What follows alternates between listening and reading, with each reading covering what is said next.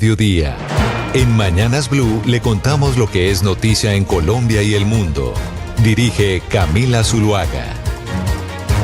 Al mediodía, como siempre, aquí está el noticiero y los titulares más importantes de las noticias a esta hora en Colombia y en el mundo. Mateo Piñeros, buenas tardes. Camila, buenas tardes para usted y para todos los oyentes de Mañanas Blue 10 AM. Empezamos con los titulares de este martes porque el Consejo de Estado suspendió provisionalmente el traslado de 25 billones desde los fondos privados a Colpensiones, una medida que había ordenado el gobierno nacional por medio de un decreto. La senadora Paloma Valencia le respondió al presidente Gustavo Petro, quien aseguró que la información de un atentado en su contra no era cierto.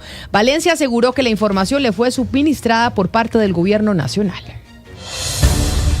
Y la canciller Rosa Villavicencio confirmó que ya se están emitiendo libretas de pasaportes con el nuevo modelo en más de 15 departamentos y en algunos consulados de Latinoamérica. La congresista Jennifer Pedraza denunció otro presunto caso de corrupción en la Fundación Universitaria San José. Asegura que los títulos del director de la institución también serían falsos. Y en noticias judiciales, según la JEP, entre 1990 y 2016 hubo 7.837 casos de falsos positivos en el país. Así lo confirmó el presidente de la jurisdicción, Alejandro Ramelli, quien señaló que lo más probable es que incluso esta nueva cifra vaya a aumentar en el futuro. La Fiscalía reveló los detalles del operativo de extinción de dominio a 405 locales de la marca Lily Pink. La empresa se habría utilizado para lavar más de 730.000 millones de pesos. Y la Sala Penal de la Corte Suprema de Justicia confirmó la condena de 7 años de cárcel contra el general en retiro Rodolfo Palomino por el delito de tráfico de influencias de servidor público. En el mundo, el presidente de los Estados Unidos, Donald Trump, asegura que Irán les ha pedido abrir el estrecho de Hormuz lo antes posible. Y en deportes, el ciclista colombiano Iván Ramiro Sosa ganó la tercera etapa del Tour de Turquía. El ciclista del Movistar es líder en la general. Es noticia en Colombia. La noticia en Colombia a las 12 del día 4 minutos es la senadora y candidata del Centro Democrático Paloma Valencia, quien estuvo en Popayán y en las últimas horas desde allí le respondió al presidente Gustavo Petro, quien dijo que el atentado contra la candidata Valencia no era cierto. El ministro de Defensa Pedro Sánchez también se pronunció sobre el tema, dijo que la inteligencia evalúa una amenaza por parte de las disidencias de las FARC, pero que fue descartada. Aquí le respondo a Petro claro y duro. Fue su gobierno, a través de su ministro del Interior, su ministro de Defensa y el director de la Policía Nacional, los que nos informaron del atentado. Y ayer en la mañana estaba su ministro de Defensa dándole la información a los medios de comunicación, razón por la cual yo tuve que hacer pública parte de la información que me dieron.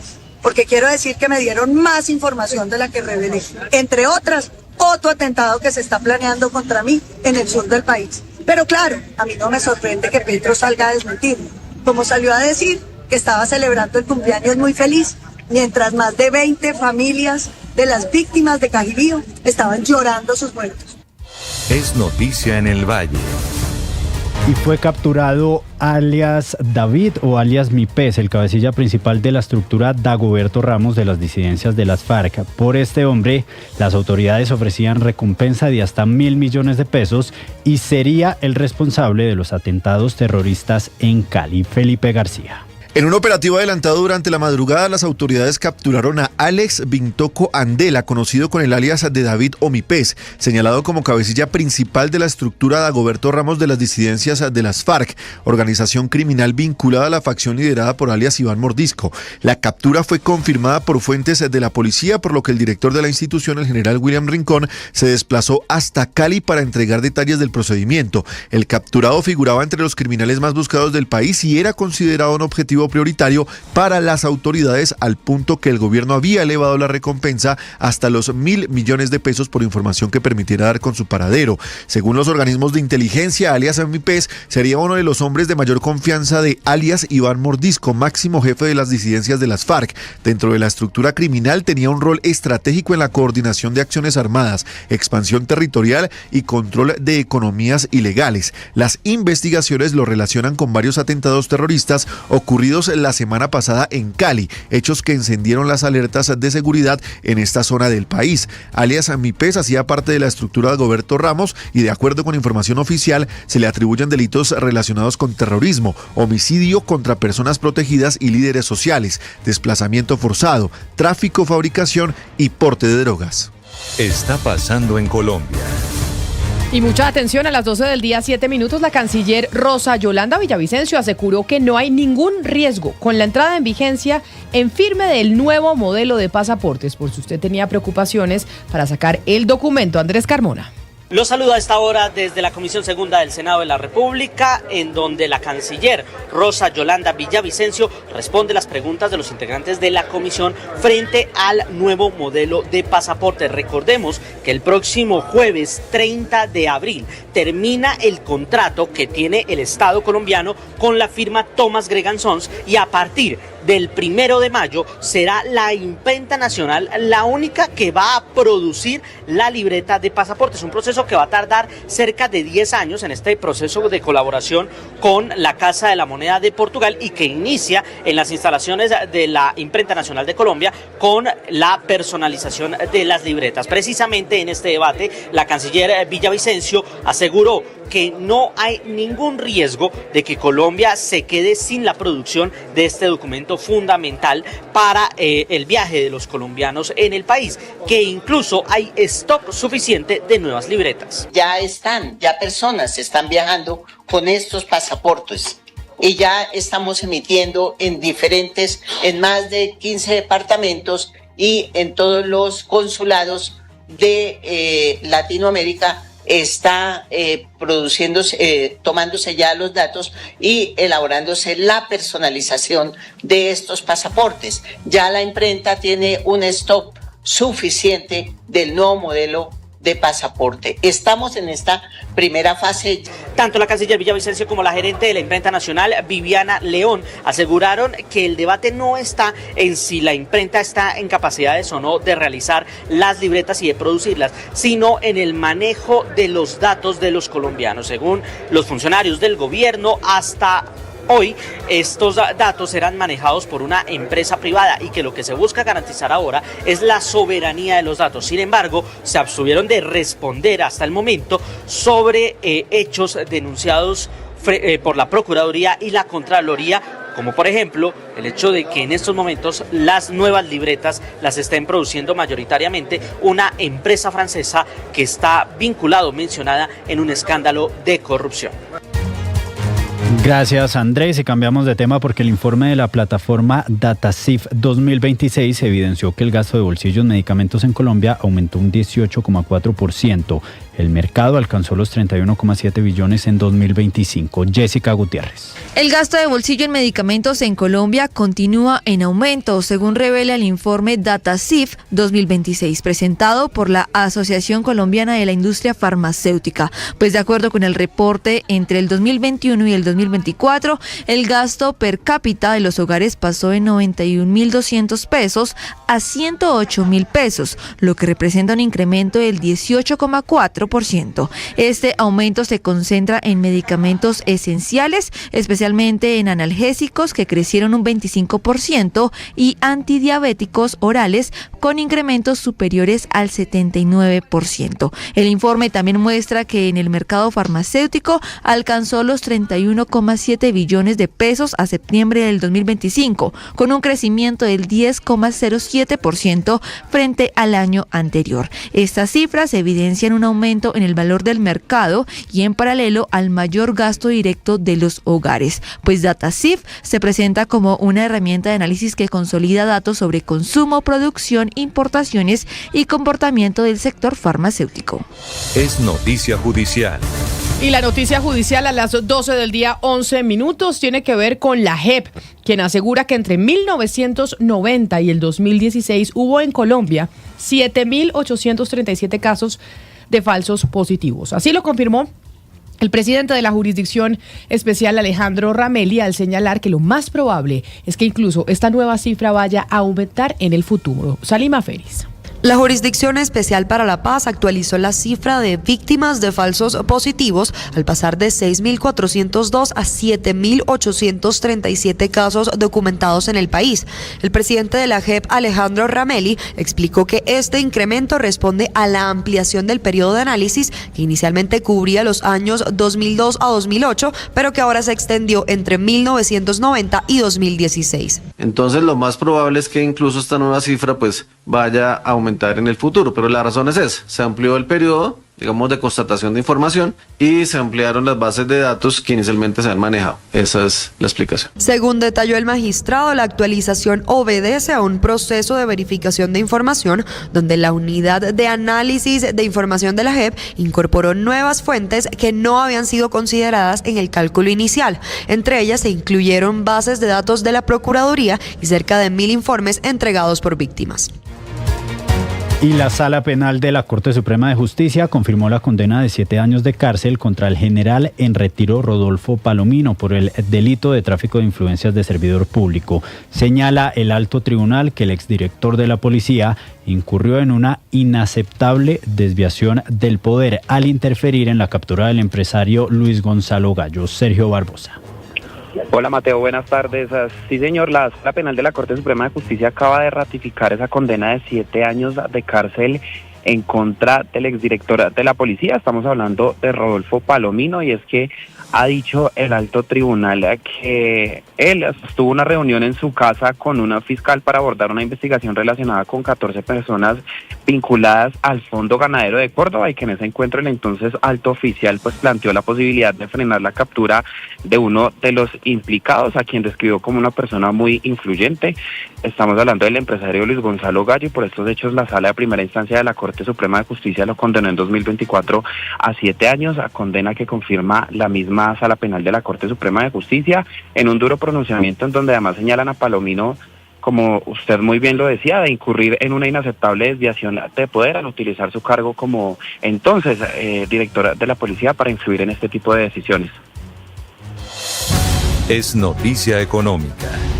A las 12 del día, 14 minutos, la noticia económica, Mateo. Sí, Camila, hablamos ahora de la Contraloría, que detectó falencias en las condiciones laborales de los manipuladores de alimentos del PAE. Esto estaría afectando los derechos de los trabajadores, pero también la calidad del servicio que se le presta a los estudiantes. Mariana Neira. De acuerdo con el organismo de control, el seguimiento realizado permitió identificar fallas en la formalización de los contratos, retrasos en los pagos y condiciones de inestabilidad laboral. Según la información, en algunos casos las manipuladoras estarían siendo vinculadas por periodos cortos para de esta forma evitar el cumplimiento de obligaciones como el pago de seguridad social. Además, entre 2024 y 2025, la Contraloría registró más de 1.000 quejas relacionadas con el PAE, de las cuales al menos 312 advierten posibles afectaciones laborales.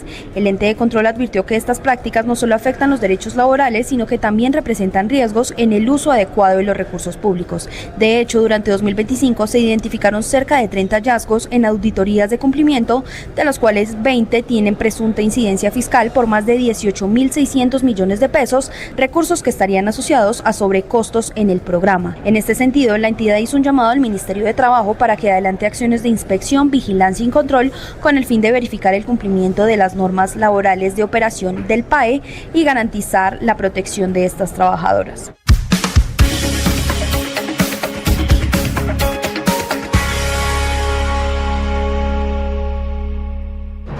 Lo que es noticia en Bogotá, Medellín, Cali, Barranquilla, Bucaramanga. En Mañanas Blue le contamos lo que es noticia en Colombia y el mundo. Dirige Camila Zuluaga. Son las 12 del día, 16 minutos, y hasta ahora nos conectamos con todas las frecuencias de Blue Radio alrededor del país. Seguimos con las noticias del mediodía, y como lo decíamos más temprano, la noticia del día hoy tiene que ver con la decisión del Consejo de Estado, quien ayer en horas de la tarde admitió la demanda de nulidad contra el decreto del gobierno del presidente Gustavo Petro, que ordenaba trasladar 25 billones de pesos del ahorro pensional a Colpensiones.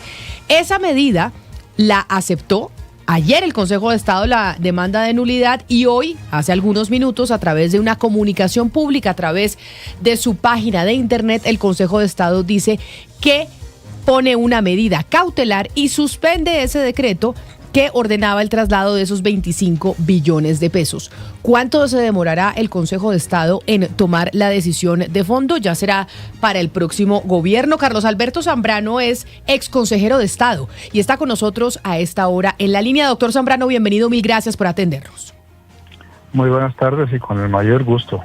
¿Había habido una situación de tanta celeridad en el Consejo de Estado tomando una decisión sobre una demanda de nulidad? ¿Por qué se lo pregunto? Porque esto se demandó la semana pasada. La semana pasada se emitió el decreto el jueves, se puso la demanda el viernes, ayer en la tarde se admitió por parte del Consejo de Estado y hoy se comunica que se pone una medida cautelar para suspender ese traslado. ¿Es habitual o ha sido habitual en el Consejo de Estado este tipo de actuación tan rápida? Mira, eso depende mucho de la celeridad que tenga cada uno de los consejeros de Estado para atender sus asuntos. De pronto algunos lo hacen de manera muy rápida, otros no tanto. Depende también de la congestión laboral que tenga cada uno de ellos en un momento dado. De manera tal que no es de extrañar que en este momento se esté adoptando una decisión con la celeridad con la que tú lo adviertes. Es posible que dada la importancia del tema y la urgencia de decidir sobre el mismo, y a lo mejor por razón de la carga laboral que pueda tener en este momento el despacho del consejero, haya sido posible adelantar o tomar esa decisión en un tiempo tan corto como el que tú señalas. Sí, doctor Zambrano, quisiera que nos responda sobre la decisión de fondo que tendría que hacer el Consejo de Estado, porque estamos en una situación jurídica muy inestable. Primero, lo que acaba de pasar, y segundo, recordemos que la reforma pensional no se sabe qué pasará, está en manos de un conjuez. Entonces, la película, ¿cómo viene? Y también cómo se traslapa esto con lo que tiene que tomar la Corte Constitucional de fondo.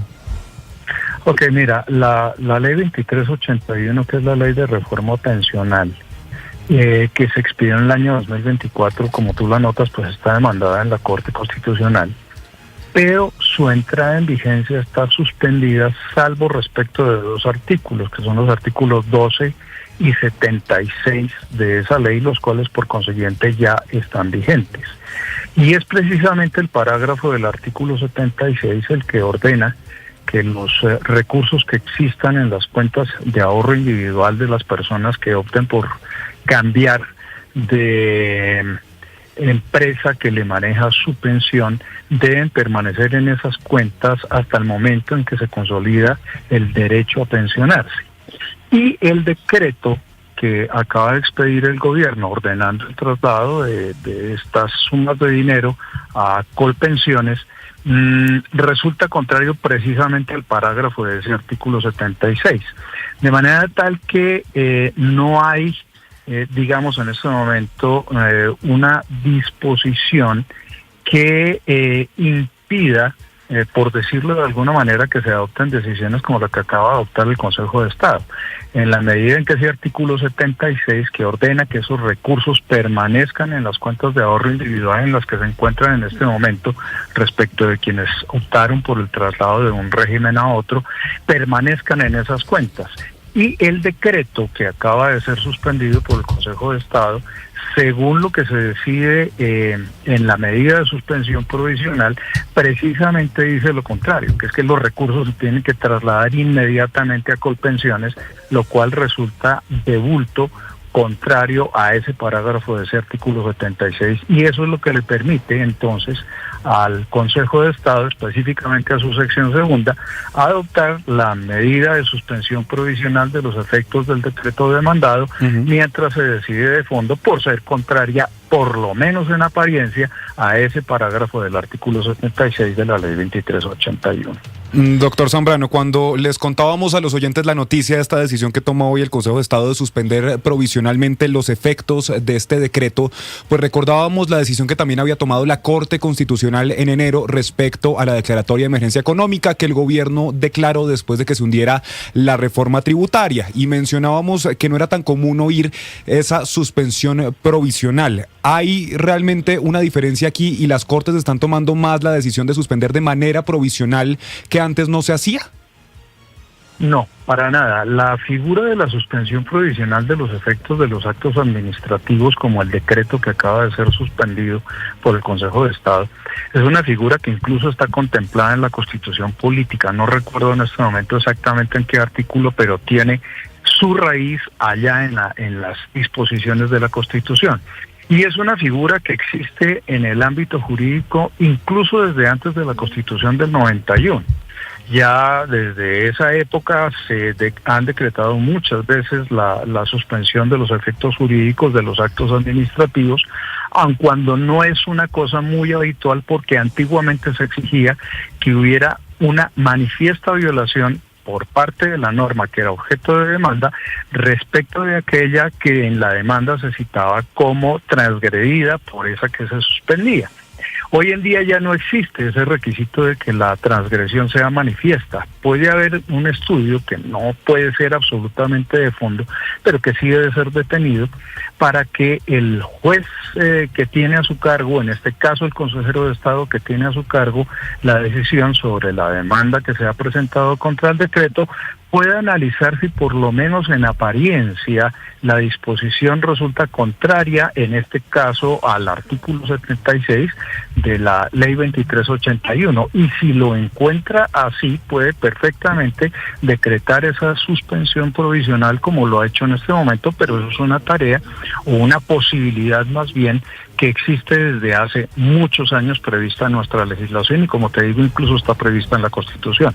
Lo que ocurre es que la Corte Constitucional ha dicho recientemente que incluso es posible también suspender provisionalmente los efectos de las leyes que se demandan ante la propia Corte Constitucional, pero esa es una figura que no está contemplada en la legislación, es una figura o una posibilidad que últimamente ha contemplado la Corte Constitucional, pero ya no respecto de actos administrativos, sino respecto de leyes, de manera que se trata de dos temas completamente diferentes, pero que le apuntan a lo mismo. Si hay una norma que en apariencia es contraria al ordenamiento jurídico porque contradice lo dispuesto en una norma de mayor rango, pues no hay razón para mantenerla vigente mientras se decide de fondo en una sentencia si en efecto resulta contraria a la norma superior o si por el contrario se ajusta a ella. Entonces, para evitar que tengamos un ordenamiento jurídico contaminado con una norma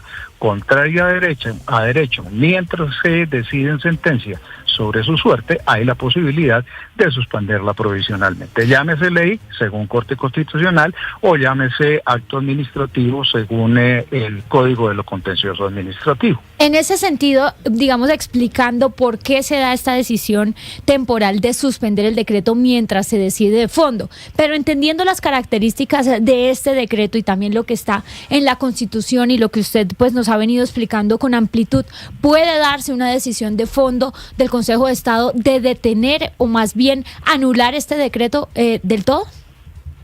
Por supuesto que sí, e inclusive, aun cuando suene extraño, si al ir a dictar la sentencia y haciendo un estudio más detenido de ese decreto, el Consejo de Estado, por el contrario, encuentra que no viola ninguna norma superior, en este caso que no resulta contrario a la ley, o incluso la propia Constitución, hasta pudiera dictar una sentencia avalando la vigencia del decreto y en ese caso levantaría la medida de suspensión provisional para que ese decreto se pueda seguir aplicando.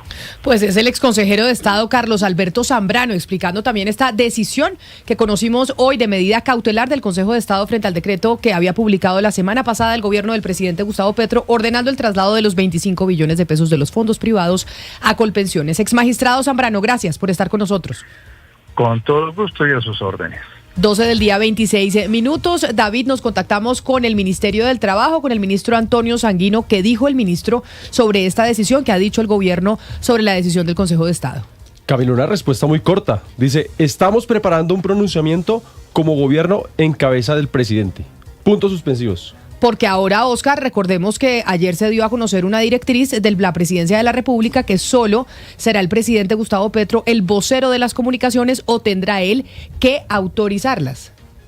Efectivamente, Camila, ayer el presidente sorprendió de alguna manera porque esa decisión que tomó el Palacio Presidencial de que solo el presidente Petro es el autorizado para dar opiniones y que los ministros tendrían que consultarlo a él para que él autorizara. Esto es una manera de ponerle control a tantas contradicciones, a tantas versiones contradictorias entre distintos ministerios, pero no deja de tener una situación complicada, por ejemplo, en este caso. Va a ser muy difícil. Hay que esperar lo que diga el presidente. Y por ejemplo, si llamamos a Jaime Duzana, quien también contactamos, pues también es difícil porque es el propio presidente el que lo tiene que autorizar.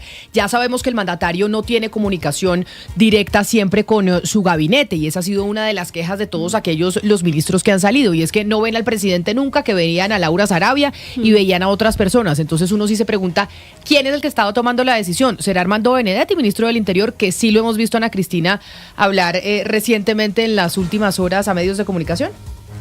Pues no creo que quien sea el que tomó la decisión sea el presidente Gustavo Petro, porque esta decisión, no solo con respecto a este tema, sino con respecto a las comunicaciones de la Casa de Nariño, se debió haber tomado hace 4 años, no ahora que estamos a pocos meses de dejar el gobierno, porque precisamente gran parte de lo que ha pasado es por el desorden en las comunicaciones, y que entiendan los políticos que la importancia de las comunicaciones de Palacio es precisamente para que no pase lo que ha pasado ahora, que se agarran todos en público, que todo se delibera en público, y uno diría, eso es lo mejor para que todo el mundo se entere. No, porque hay asuntos que se pueden resolver antes de crecerlos ante la opinión pública. Esta decisión no es Gustavo Petro el único que la ha tomado, eso en otras ocasiones, muchas veces uno le pasa con alcaldías, con gobernaciones que dicen, para tal tema solamente el alcalde va a responder, para tal tema solamente la gobernación. Eso de designar vocerías se ha hecho antes, digamos que no es algo nuevo, pero sí creo que aquí en este gobierno se demoró en organizar las vocerías para ciertos temas, porque parte del desorden de todo lo que pasa en el gobierno es la falta de orden en las comunicaciones. Uno aplaudiría esa organización y esa decisión que toma el presidente con esta directiva que conocimos ayer, Camila. A mí sí me da susto que sí es difícil. Hasta este momento ha sido difícil entrevistar directamente, por ejemplo, a los ministros, que acá nosotros tenemos que buscar personajes todos los días y es muy difícil que ellos den entrevistas. Yo no sé ahora entonces cómo vamos a hacer nosotros como además periodistas. por el derecho a la información, Claro que y sí. acceso a la información. Es que no es solo si quieren responder o no, es que dentro de una democracia debe haber acceso a la información y una respuesta a todos los medios de comunicación, de todas las índoles, no solo, por ejemplo, los medios públicos. Muchas veces los oyentes se quejan y nos envían mensajes a través de nuestras redes sociales diciendo, ay, pero ¿por qué no buscan a nadie del gobierno? ¿Por qué no habla nadie del gobierno? Porque ha sido muy difícil tener esa comunicación y ahora pues mucho más. Pero además creo que silenciar ministro no tiene precedentes, o sea, así como una orden presidencial como tal, diciendo a los ministros no pueden salir a medios de comunicación a dar declaraciones, yo realmente no recuerdo. ¿Sí? Ahora, todo tiene que ver seguramente, Camila, por las contradicciones permanentes entre los ministros y el presidente, ¿no? Cada que hay un hecho importante en el país, sale un ministro de una versión de los hechos, luego el presidente presenta otra versión y entonces se contradicen. Creo que eso es lo que no le gusta al presidente Gustavo Petro. Pero además esto, de lo que decía Ana Cristina, de poner orden, sí es poner orden, pero un poco también apagar un incendio, el incendio que se creó con Angie Rodríguez, y lo que creo, Camila, que esto puede incentivar en un gobierno en el que hay muchos bandos, peleas internas dentro de entidades. Esto lo que puede incentivar es algo que también al presidente le molesta mucho, que son las filtraciones en los medios, porque si las peleas no se apagan, si las peleas que incluso son entre comillas a muerte dentro del gobierno, usted le cae el micrófono a todos, pues el tema de las filtraciones creo que se puede acrecentar. Vamos a seguir con las noticias del mediodía, dándole la vuelta al mundo. Es noticia en el mundo. Y la noticia en el mundo está en los Estados Unidos, que el presidente Donald Trump asegura que Irán les ha pedido abrir el estrecho de Hormuz lo antes posible y advierte que ese país está en estado de colapso. César Moreno. En el mundo, el presidente de los Estados Unidos, Donald Trump, aseguró que Irán le ha pedido abrir el estrecho de Hormuz lo antes posible porque Irán se encuentra en un estado de colapso, según escribió el mandatario en su red social Truth. Y es que Trump está descontento con la última propuesta de Irán para poner fin al conflicto que empezó el pasado 28 de febrero. No le gusta la propuesta. Eso es lo que están asegurando desde la Casa Blanca, porque dicha oferta no aborda el fin del programa nuclear iraní.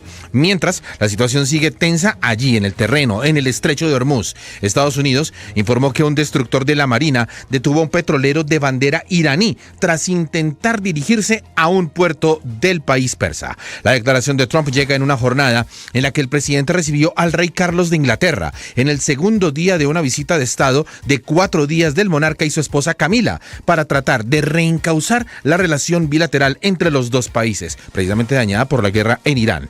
Tras la ceremonia oficial de bienvenida, Trump está recibiendo a esta hora al rey Carlos en la oficina oval para un encuentro a puerta cerrada, al que le va a seguir un almuerzo que va a empezar en los próximos minutos. Y esta noche se celebrará una cena de gala en honor de los invitados reales. En el otro frente de guerra, Israel emitió nuevas órdenes de desalojo en el sur del Líbano ante posibles nuevos ataques pese a la tregua. El ministro de Exteriores israelí, Gideon Saar, aseguró que Israel continuará desmantelando la infraestructura del grupo terrorista Hezbollah. Nuestra presencia en las zonas cercanas a nuestra frontera norte tiene un único propósito: proteger a nuestros ciudadanos, dijo el ministro israelí. Es noticia deportiva. Y la noticia deportiva está con el ciclista colombiano Iván Ramiro Sosa, quien ganó la tercera etapa del Tour de Turquía. El ciclista del Movistar es el líder de la general, John Jaime Osorio.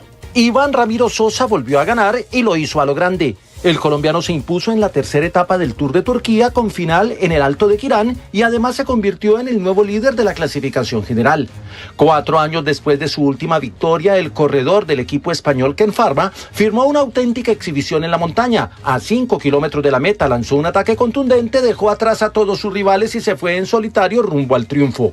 Sosa abrió una diferencia cercana a los 30 segundos y gestionó el esfuerzo como si fuera una contrarreloj en su vida para cruzar la meta en solitario, levantar los brazos y vestirse con el liderato.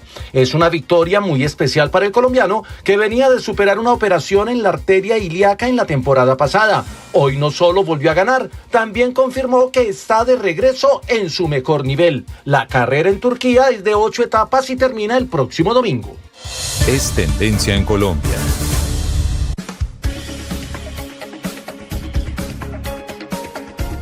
Imágenes de 12:33 minutos y en tendencias lo que están oyendo ustedes es a Patito Feo. Ya vamos a ver en imágenes si las podemos tener a través de nuestro canal de YouTube de Blue Radio en vivo para que se acuerden aquellos que de pronto no saben qué es Patito Feo, porque ahora es tendencia en Colombia recordar esa novela por el anuncio del concierto de sus dos protagonistas, Antonella y Patito, en el Movistar Arena en Bogotá. Luna Guerrero.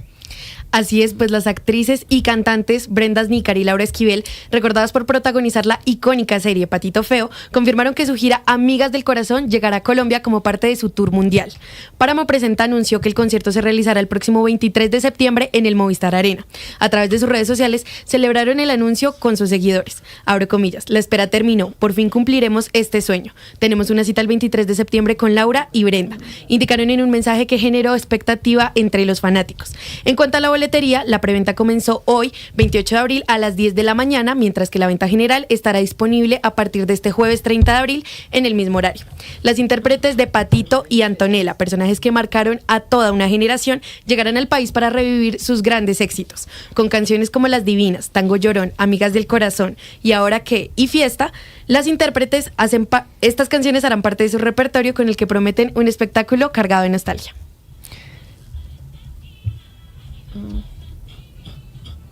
Y entonces Patito Feo es tendencia. Vamos a hacer una pausa y volvemos con otra tendencia, pero esta vez en política, que se está moviendo mucho en redes sociales y tiene que ver con una respuesta de la fórmula vicepresidencial de Paloma Valencia aquí a estos micrófonos de Blue Radio de Juan Daniel Oviedo, que está generando pues toda una discusión entre los que se supone acompañaban esa campaña y ya no, ahora son críticos. En fin, vamos a una pausa y volvemos.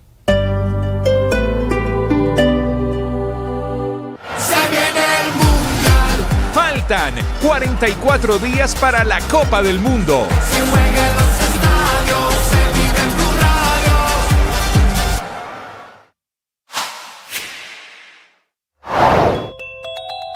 ¿Cuál es la diferencia entre liquidar y quitar licencias a las EPS? Ante esto respondió el superintendente de Salud, Daniel Quintero. Son diferentes por el procedimiento primero de cada uno. Cada uno tiene una reglamentación diferente. Y segundo, no necesariamente quien pierde la habilitación es liquidado. eso tiene también unas ventajas para los prestadores de servicios, y es que dado que la habilitación y la liquidación van por separado, se puede decidir quitar la habilitación y no necesariamente liquidar la entidad, pues las deudas se mantienen en los dueños, en los que, digamos, en los responsables de los daños que se hayan causado. Ahora, ¿cuándo se utiliza en especial este tipo de medidas? Cuando ha habido, por ejemplo, malversación de fondos. Siga la entrevista completa en nuestro canal de YouTube en Blue. Le ponemos cara a la radio. Tenemos los datos y las movidas políticas de cara al 2026 y le hacemos el filtro a lo que usted se encuentra en redes. ¿Qué es verdad? ¿Qué es mentira? El dato electoral Blue. Y yo le tengo una misión a Antioquia. Yo tengo visto un ministro. Yo necesito que los antioqueños me lo convenzan. Yo quiero al presidente Uribe repitiendo la seguridad democrática. Y les digo una cosa, no solo vamos a recuperar la seguridad, el gran legado de la salud.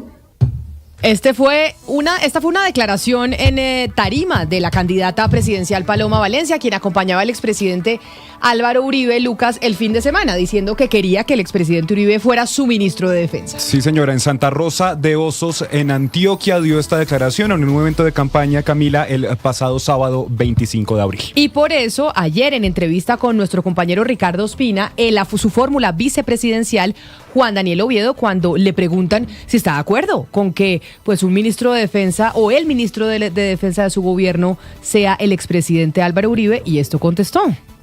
Cicatrices también. Juan Daniel, ¿a usted le gustó o le gusta la idea de que Álvaro Uribe sea el ministro de Defensa de Paloma Valencia, como se lo propuso este fin de semana en Santa Rosa de Osos? No, me parece que no es el mensaje, y se lo dije a ella anoche, pero hay que respetarla, por eso sabemos que somos distintos y yo no la voy a cambiar a ella. También hay que entender una cosa, y es que estamos en campaña política, ¿sí? Y hay estrategias y hay mensajes que se dan desde el punto de vista estratégico, ¿sí? Automáticamente eso genera una pregunta. Estuve entrevistado por la Radio Nacional Sueca ayer y me dijeron, usted va a ser testigo del retorno a la seguridad democrática, me dijeron, ¿sí? Entonces yo le respondí a la Radio Nacional Sueca, por favor, eso es el discurso que quiere vender la izquierda, que simplemente Paloma y Oviedo le vamos a quitar el 2 al 2026, el 2 del 26, y vamos a poner un 0, y vamos a poner a Colombia a vivir en el año 2006. Donde había otro tipo de violencia, donde había otro tipo de gente, porque ya pasó una generación. Aquí la propuesta de seguridad total está clara y está escrita en un plan de gobierno. Y entonces, por cuenta de esta respuesta que dio Juan Daniel Oviedo al nuestro compañero Ricardo Ospina, entonces le están dando hasta con el balde a Juan Daniel Oviedo, gente que se supone pues era de la campaña de Paloma Valencia, Lucas. Sí, pues le responde Camila a ese trino de Blue Radio, esta entrevista de Ricardo Ospina, Vicky Dávila, Camila, y le pone lo siguiente: a mí como ciudadana sí me gustaría que Álvaro Uribe fuera ministro de Defensa, no sé si aceptaría, pero claramente es idóneo. Paloma Valencia lo propuso, pero Juan Daniel Oviedo lo rechaza. Entonces, ¿ahí qué se hace? Igual creo que la seguridad democrática, que no fue perfecta, sí fue muy importante, determinante para salvar a Colombia en un momento tan crítico. Hay que actualizarla porque el crimen ha cambiado. Vicky Dávila, Camila, que participó en esa gran consulta por Colombia, era una de las 9 candidatas. Pero hay algo con el que, pues Lucas, a mí me hace mucho ruido, y es Vicky le está pidiendo lealtad a Daniel Oviedo, pero la que está cayendo en deslealtad un poco es ella.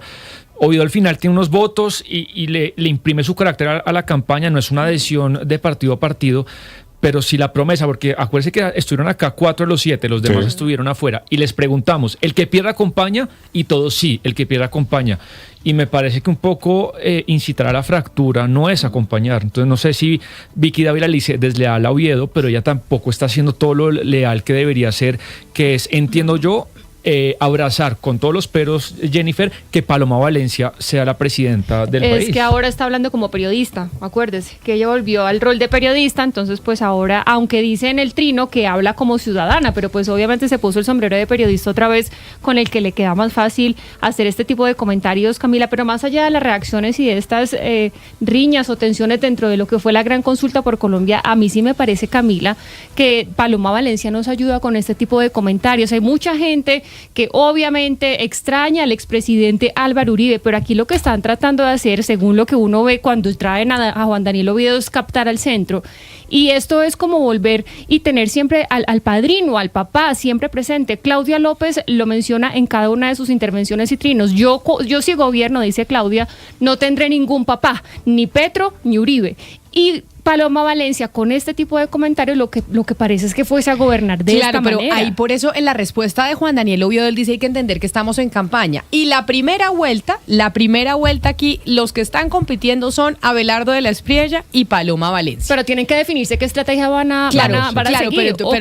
O quieren mantener al uribismo que se está yendo con Abelardo ese más duro, o quieren realmente captar al centro. Yo creo que eso lo pensan para segunda vuelta, pero en primera tienen que ganarle a Abelardo. Y si no le ganan a Abelardo, no hay nada que hacer. Entonces, por eso dicen, Abelardo, tenemos que robarle esos votos uribistas, Camila, que sienten que ella no es lo suficientemente firme, porque lo que dice Abelardo es que él es firme con la patria y que entonces una mujer es blandita y entonces la mujer no tiene la capacidad para poder ser firme en un momento de una situación compleja. Es que aquí también, Ana Cristina, no se le olvide, y ya me lloverán tomates y ya ves, acá recibo los mensajes de los oyentes, que acá también hay un componente de machismo dentro de la campaña, ¿no? Eso de que yo soy firme y yo sí puedo y yo no soy blandito, eso es decirlo, ay, las mujeres sí son blanditas y las mujeres no son capaces de gobernar.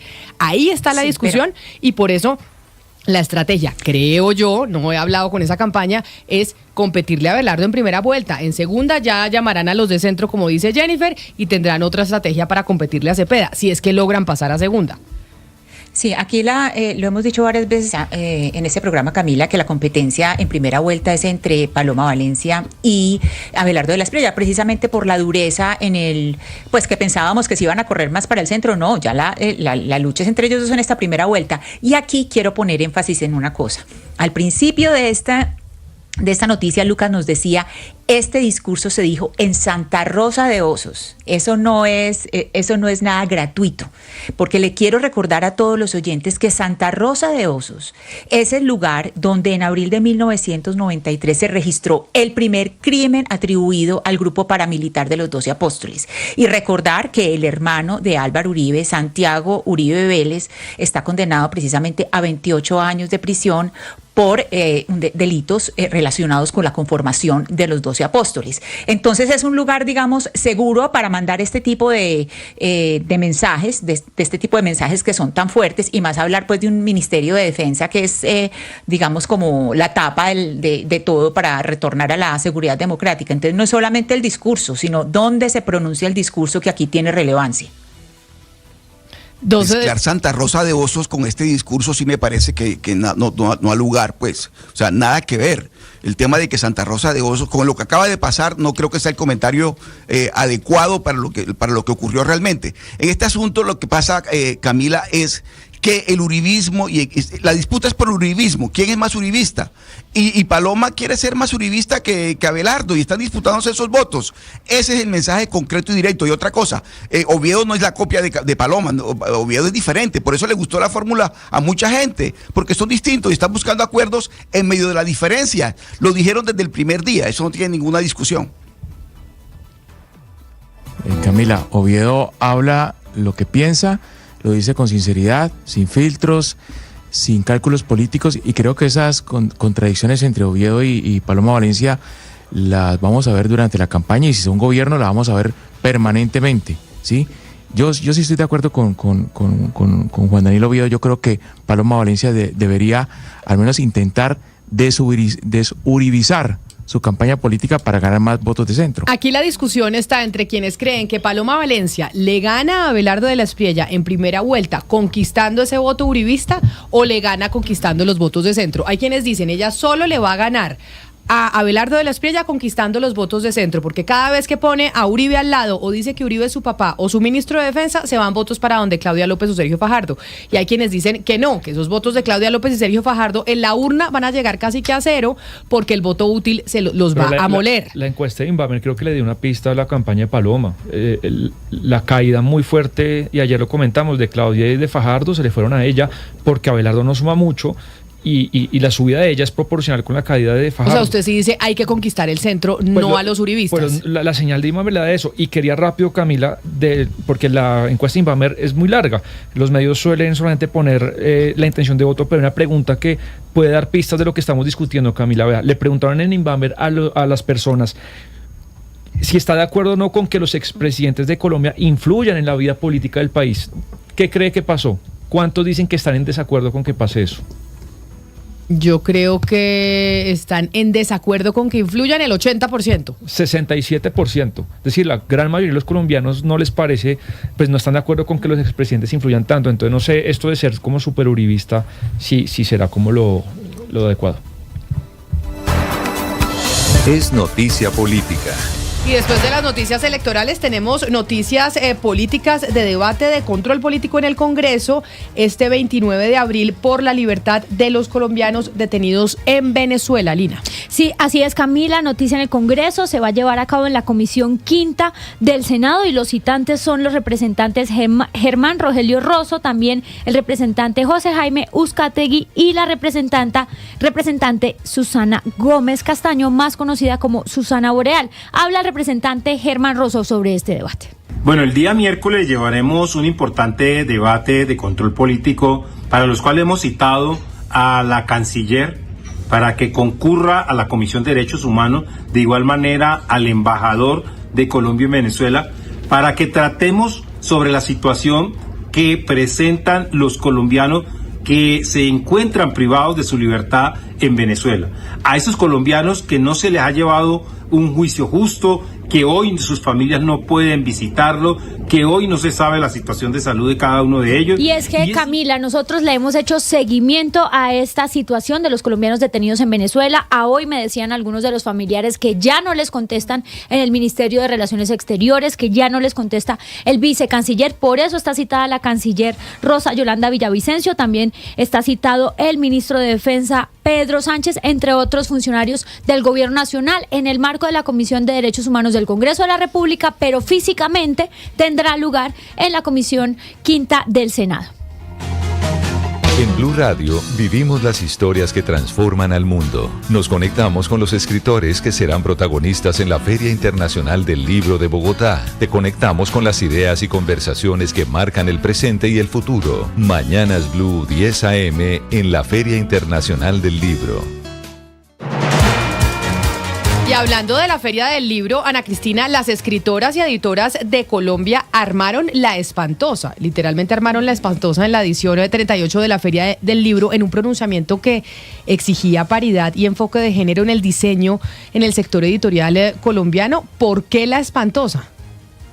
Pues Camila, invito a los oyentes, a quienes nos están acompañando y nos pueden ver por la plataforma de YouTube o en el canal de YouTube, que vean la foto.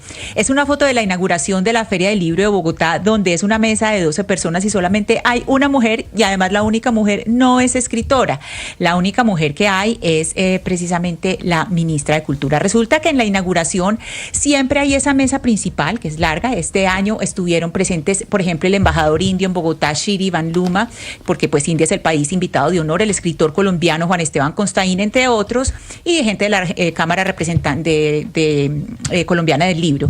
Todos eran hombres, la única mujer pues era Yanaika Amani. Es decir, donde hubiera ministro de Cultura, la mesa hubiera sido toda de hombres. Por esa razón, Camila, 231 mujeres de la cadena del Libro publicaron un pronunciamiento que aparece firmado con la etiqueta numeral Colombia tiene escritoras, recordando una protesta similar realizada en noviembre del 2017, cuando el gobierno nacional conformó una delegación de escritores para representar a la literatura colombiana en Francia. Y en la lista no incluyó a ninguna mujer. Me acuerdo perfectamente de eso. Colombia tiene escritoras. Eso fue un lío gigantesco. Pues aquí, años después, se repite casi que lo mismo, Ana Cristina. Sí, lo tratamos aquí en estos micrófonos. Pues le cuento, Camila, que entre las firmantes, entre quienes se cuentan escritoras como Catalina Navas, Lorena Salazar Mazo o Luzmeri Giraldo, dijeron así exactamente, les abro comillas: esa foto de la inauguración de la Filbo no es solo una imagen, es la muestra de prácticas, relaciones y decisiones que siguen dejándonos a las mujeres fuera del centro del campo cultural. Y también dicen, esa mesa sucedió así, sin vergüenza, como un bodegón del patriarcado, como si en Colombia no existiésemos las que escribimos, editamos, ilustramos, traducimos, diagramamos, investigamos, mediamos la lectura, sostenemos librerías, creamos editoriales, formamos lectoras y lectores y hacemos posible todos los días que el mundo del libro exista. Escuchemos a Lucía Donadío, ella es la directora de la editorial Sílaba. Lucía Donadío, yo soy escritora y editora y quiero que se reconozca la fuerza poderosa de las mujeres en el ámbito del libro, en el ámbito cultural.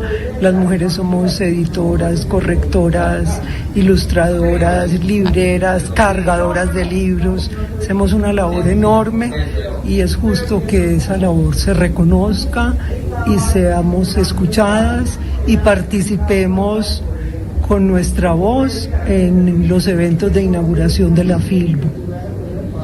Bueno, la carta a las escritoras y editoras que arman La Espantosa no es abstracta.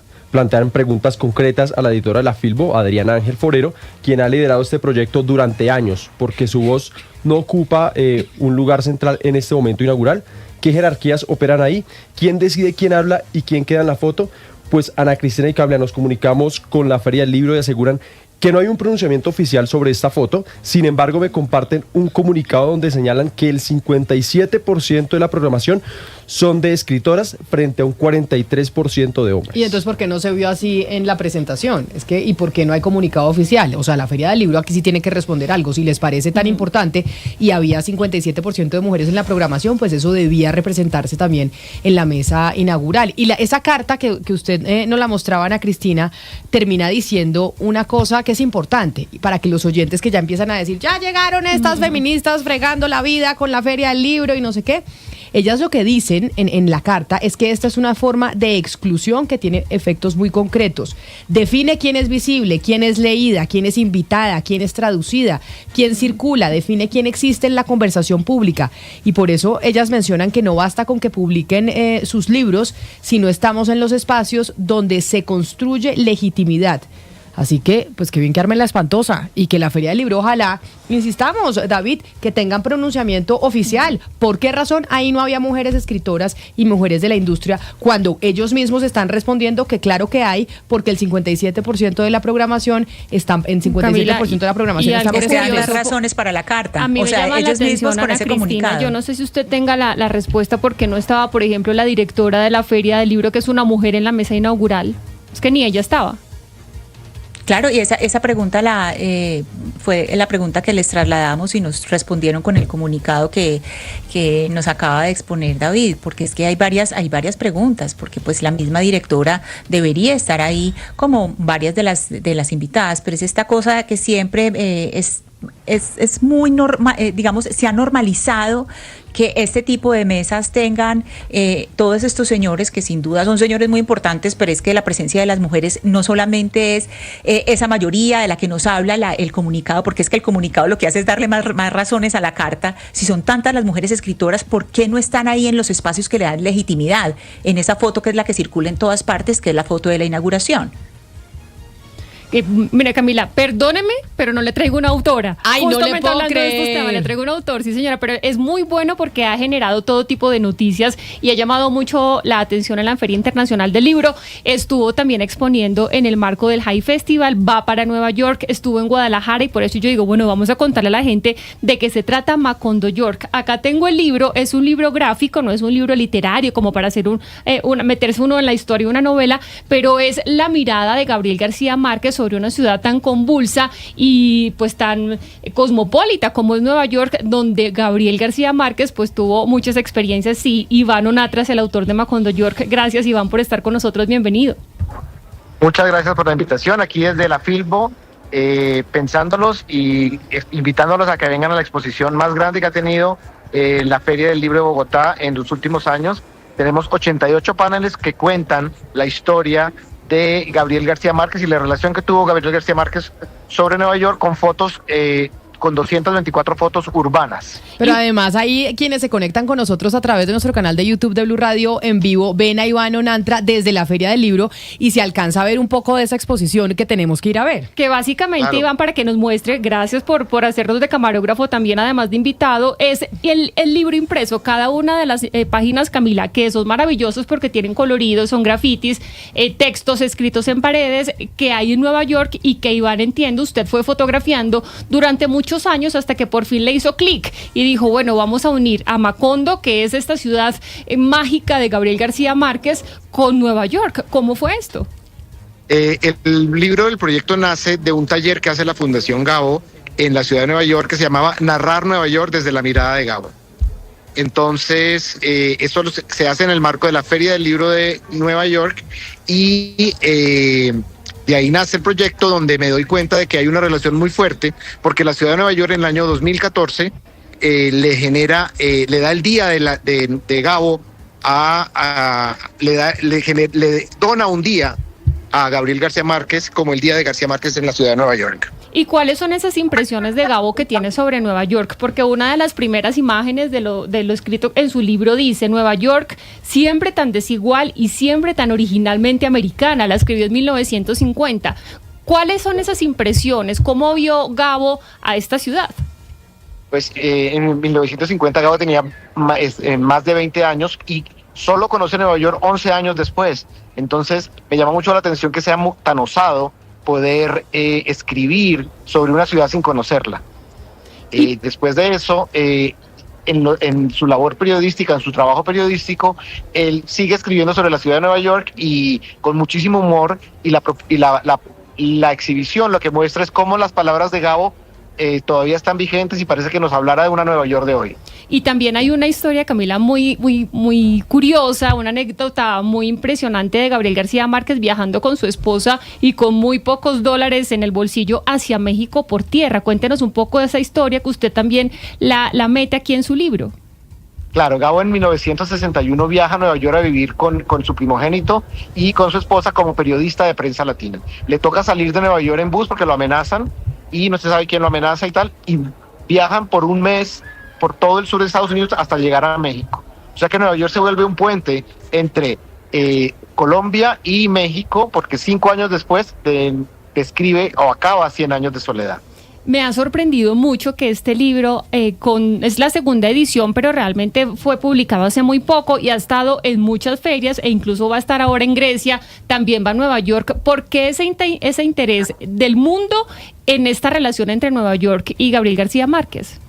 Pues mira, esto fue un proyecto personal que se nos volvió viral y ha sido como una llamada tras otra, y Gabo siempre está abriendo puertas y es un lado que no se conoce mucho. Se relaciona Gabo con Nueva York, se relaciona Gabo con Madrid, se relaciona Gabo con México, pero nunca con Nueva York. Entonces, ese lazo hay que contarlo y es una faceta nueva que todo el mundo está sediento de información y de poder conocer otro lado de Gabo que no es muy contado a menudo. Pues para satisfacer esa curiosidad los invitamos a la Feria del Libro, Camila. No solamente está exponiéndose el libro, sino esta exposición maravillosa en uno de los pabellones de la Feria Internacional y en Corferias. Y solamente un adelanto, vamos a tener Lorca York, que me dijo que lo podía contar, y el tercer personaje no lo puedo contar, pero también se sabe que va a ser una trilogía. Gracias, Iván, y pues nada, que siga triunfando con este libro gráfico. Muchísimas gracias a ustedes y vengan a la Filbo.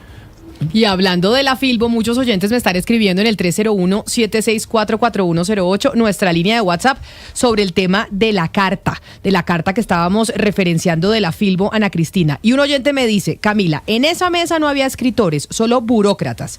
Estaba el presidente de la Cámara de Comercio, el director de la Cámara de Comercio, el director de la Cámara del Libro, unos burócratas y nada más, me dice uno de los oyentes. Y una oyente mujer me dice: Camila, la protesta de las editoras en la Filbo es el mejor ejemplo de que no aporta mucho a la agenda feminista el solo hecho de que una mujer acceda a cargos de poder, porque como en este caso, de nada sirvió que la feria esté dirigida por una mujer si no logra cambios en materia de los derechos de ellas. Sí, un escritor sí estaba, que es Juan Esteban Constaín, que además dio el discurso. O sea, había un escritor, pero tiene toda la razón, son burócratas. Por eso le dije que son señores muy importantes, pero pues de escribir nada. Juan Esteban Constaín sí estaba ahí, pero la presencia de mujeres era absolutamente necesaria, empezando por la directora. Pues así llegamos nosotros al final de esta emisión de Mañanas Blue. No se muevan, ya llegan nuestros compañeros de Meridiano. Faltan 44 días para la